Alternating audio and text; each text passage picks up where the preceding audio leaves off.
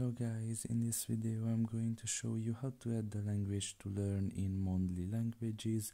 The first thing you need to do is enter the app. Once you are done with that and you are in the home page, you can just look in the top of your left corner and press on that flag there. Now you can just press on add here and you can just add another language to learn, like Italian for example, and you can just press on create course. And after that you can just press on the language that you want to learn here, like Italian in this case, and you can begin learning that language instead, and whenever you want to continue learning the other one, you just switch to the other language. So that's pretty much it really. I hope this video was helpful to you. Thank you for listening and see you next time. Bye bye.